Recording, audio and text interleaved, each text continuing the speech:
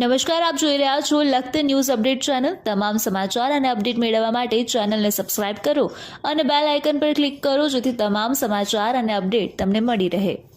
સુરતના બોમ્બે માર્કેટ વિસ્તારનો પાર્કિંગ ઝોનમાં મોબાઈલ ટોઈંગ કારનો વિડીયો ઉતરતા પત્રકાર ઉપર હુમલો કરી માર મારવામાં આવ્યો। સુરત શહેરમાં છેલ્લા 8 વર્ષથી પત્રકાર તરીકે ફરજ બજાવતા અને લોકોમાં જાગૃતિ આવે સાથે લોકો સાથે થતા અત્યાચાર ભ્રષ્ટાચારને બહાર લાવવા માટે સતત કામગીરી કરતા પત્રકાર પણ સલામત નથી।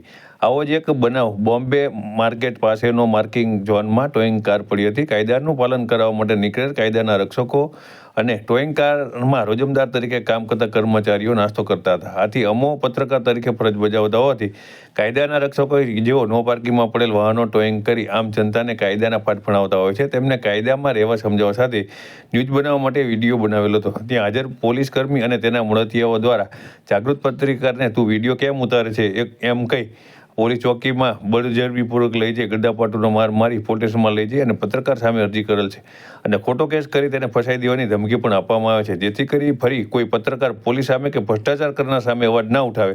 લોકમુખે ચર્ચાતી વિગત મુજબ લોકશાહીના આધાર સ્તંભ તરીકે ઓળખાતા ચોથી જાગીર કે જે પત્રકારને કહેવામાં આવે છે, જો તેમને જ આવી રીતે રેડિયો ગુનેગારની જેમ માર મારવામાં આવે તો લોકો પર થતા અત્યાચારને કોણ બહાર લાવશે, ભ્રષ્ટાચારને કોણ બહાર લાવશે। જો પત્રકારનો અવાજ દબાઈ દેવામાં આવતો હોય તો સામાન્ય આમ જનતા પોલીસ કે રાજકારણી સામે અવાજ ઉઠાવી ફરિયાદ કરવા જશે તો તેની હાલત આ લોકો દ્વારા શું કરવામાં આવશે તેમ લોકમુખે ચર્ચવામાં આવી રહ્યું છે।